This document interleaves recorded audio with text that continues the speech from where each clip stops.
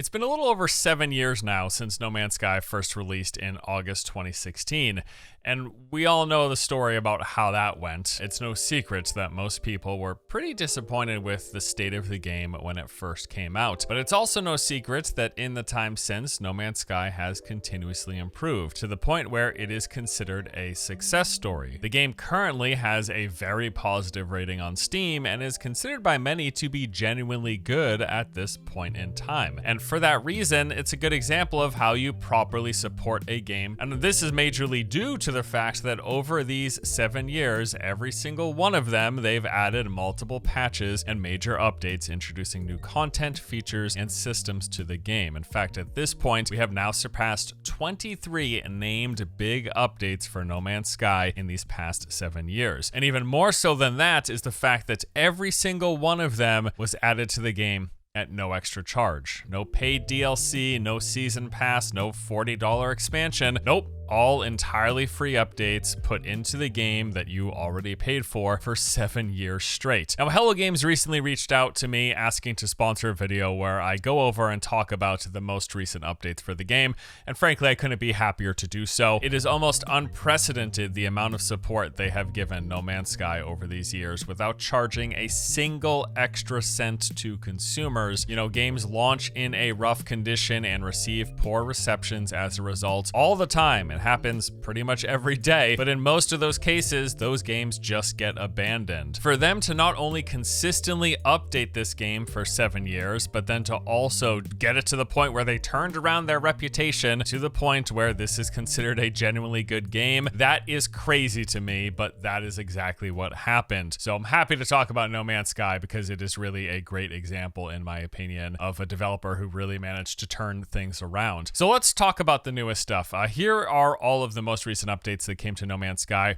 just over these past 12 months. In late February of this year, they released the Fractal update where they added the Utopia Speeder, this new high-velocity starship that's really good for traveling across planets' surfaces very quickly. They also introduced the new Expedition Utopia, where they were tasking players with heading to the back-end system after it had fallen into decay. This is basically a group multiplayer event where players will complete objectives, all themed around fixing and trying to rebuild the planets within the system. This, of course, having its own unique rewards. They also introduced the Wonders catalog, which gives you a detailed record of some of your best discoveries, things like the rarest creature, the tallest mountain, or the most ancient tree. There were categories for planets, flora, fauna, minerals, items, and objects, and then you can also compare your records to that of other players. They also overhauled the game's options for all platforms with a bunch of new accessibility features. They added a ton of VR support and features. In fact, I would actually say a bulk of the patch notes for the Fractal update were really about adjustments and improvements and additions to VR. This really was in a lot of ways a VR focused update. But if VR isn't your thing,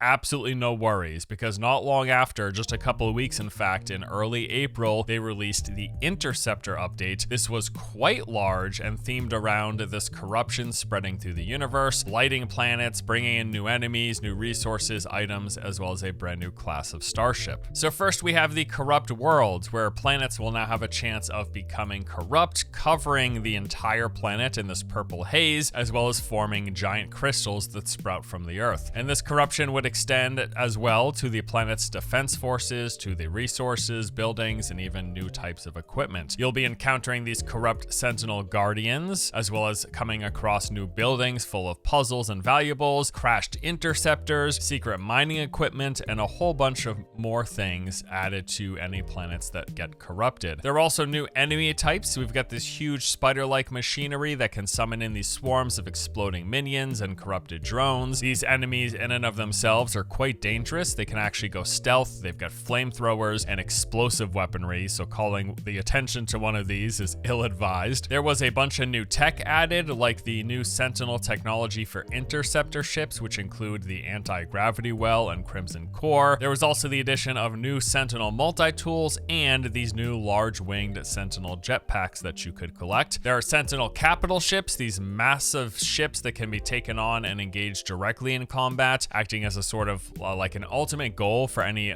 weaponry heavy ships. If you happen to have a ship that's focused on space combat, this is the sort of pinnacle challenge you work towards. Defeating a Sentinel freighter will actually clear your wanted status, so it's a good way of clearing and stopping all of those Sentinels from chasing after you, and it will also reward high value items. New ships were added. Specifically, there was a brand new starship, the Sentinel Interceptor, but on top of that, they also upped the visual variety, adding hundreds of variations to how the ships you find look, diversifying their silhouettes as well as their styles. And custom wonders were added, and this basically lets you curate the collection of all of your favorite discoveries with a personal records section in the wonders catalog. So instead of just being divided into default categories, you can basically now bookmark discoveries that you are most proud of. This update also included a bunch of different quality of life features, performance, visual, and VR improvements. And then a few months later, in August, they released the largest update of the year, Echoes. Their goal with this update was to breathe new life into the universe as a whole, adding an entirely new robotic race, new items and tools, overhauling space combat, even adding freighter-to-freighter battles, and a bunch of other things. So first, there is the Autophage. This is a civilization of robotic beings. Now with their arrival comes a brand new story content for you to play through. You go out on quest, and in doing so, building up your reputation, learning their language, and earning a huge array of mechanical parts that let you then create your very own robotic avatar, so you can basically play as one of the Autophage. There's also a brand new item, the Voltaic Staff. This acts as a two-handed multi-tool, all the same functionality, but its own new distinct look. I gotta say, this looks pretty neat. There's also the new Pirate Dreadnought freighters. These go around the galaxy attacking merchant fleets, which means, of course, new space battles ensue where you defend those fleets from said pirates. So you can engage at them from a distance, but better yet, you can actually fly in through enemy trenches to try to sabotage their shields, destroy critical components. It's basically a spaceship trench run, which might look and or sound familiar to you. They also added new starship combat mechanics. Basically, you can now divert power from your engines, shields, or weapons, letting you amp up the effectiveness of any of these three categories depending on your current situation. They've added precision freighter combat, so now when you engage in combat with these massive freighters, you can actually directly target various modules. You can destroy generators to disrupt their shields. You can cripple engines to prevent them from warping or sabotage their weaponry by eliminating artillery turrets. This just makes the act of engaging in combat with a freighter a little more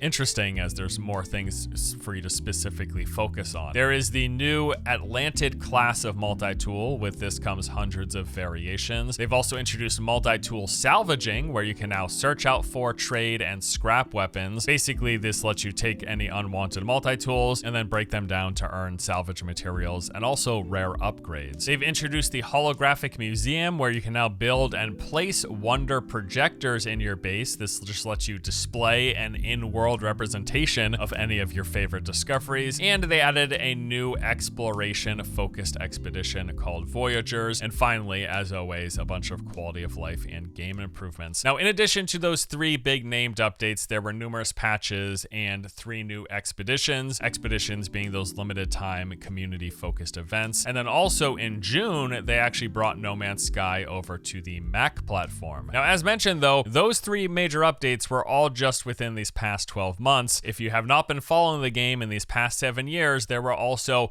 20 other similarly large updates. So you take the game as it was at release, which, you know, was like a space-based exploration survival crafting game, but didn't really have a lot of objectives to work towards outside of the main story, and it just wasn't very feature rich. But that feature richness has really come with time. The first major update, Foundation, introduced base building, where you could claim your own base on any planet with the ability to expand and customize as you please. They introduced a farming system, letting you grow and harvest crops. They added freighters, which were just these bases of operations out in space that act not only as storage, but also another means of travel. And they also let you send out followers on missions for reward. They also introduced 2 brand new game modes beyond the original base normal mode. They added creative, if you're looking for no challenge and you just want to go explore and build stuff, and a survival mode, which introduces more hazards, smaller inventory, and increased cost for things. Then there was the Pathfinder update, which was the first total visual visual overhaul with textures, lighting, post-processing, and other effects improved. First of many visual passes that the game received over the years. They added ship specializations with classes and the ability to own multiple ships, new vehicles with the exocraft, extra storage, and it also makes planetary travel easier. They added multi-tool specializations, classes, and modes, and then also introduced a permadeath mode, which is like survival but has permanent death. In the Atlas Rises update, they introduced a new storyline that had about 30 hours worth of content, added additional worlds to increase the variety of planetary biomes, also added exotic planet types as you get closer to the galactic core. They added crash freighters. These you'll find out on planets. They're just a great place to scavenge for resources, and introduced the entire mission system with side quests where you complete all sorts of activities for rewards, currency, and standing. Then there was No Man's Sky Next, which introduced full-on multiplayer, letting you play and do just about everything with your friends. They also introduced weekly community events, unique missions with special rewards. They opened up the ability to build a base anywhere on any planet, and also introduced third-person mode for both on foot and while in your ship. With that also came an appearance customizer with a bunch of different options to change how you look, and there were some tech enhancements for things like the exosuit, multi-tool, and ships. The Abyss update added a bunch of underwater-focused content, introducing aquatic environments with a lot of variety, varied creature behaviors, and improved underwater visuals. Visions introduced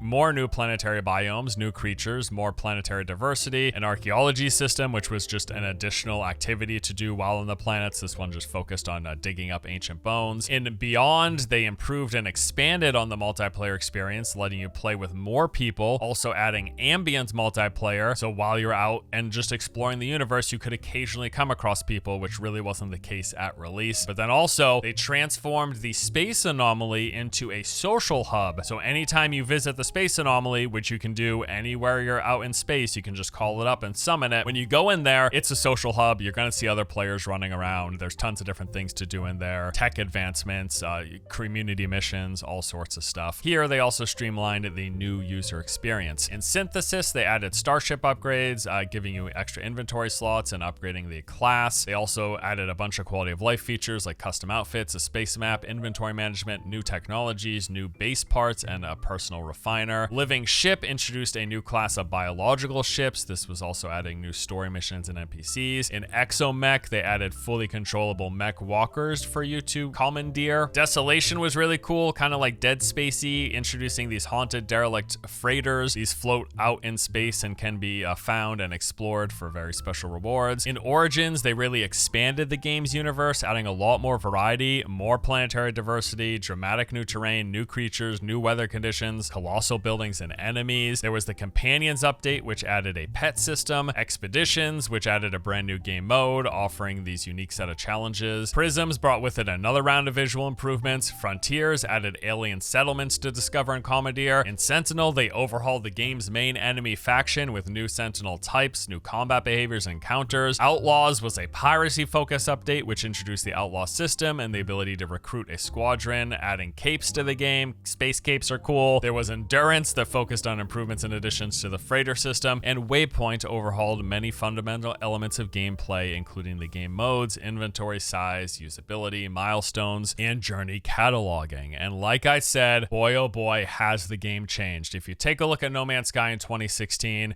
and you go through these past 7 years, these 23 major updates with, mind you, many patches with like each named update, each of those 23 named update, there were subsequently a handful of patches improving those updates, and then also expeditions in between with those community focused events. The game is just dramatically more improved from what it was in 2016. And like I said, no need to take my word for it. Go just look at user reviews nowadays. It's very positive on Steam. It's got a consistent, healthy player base, both on PC and on consoles. The game is just in a much better spot than it was back then. And just to double down on the fact that, yes, all of these updates have been added to the game, and they haven't asked for any money for any of them. They just said, hey, we want to make good on the original promise of the game, and I think at this point it's pretty clear that they have come a long way towards doing just that. So that is going to do it for this video. Thank you so much for checking it out. If you liked what you saw and you're interested in No Man's Sky, there will be a link in the video description below. Thanks again. I'll see you next time. Take it easy.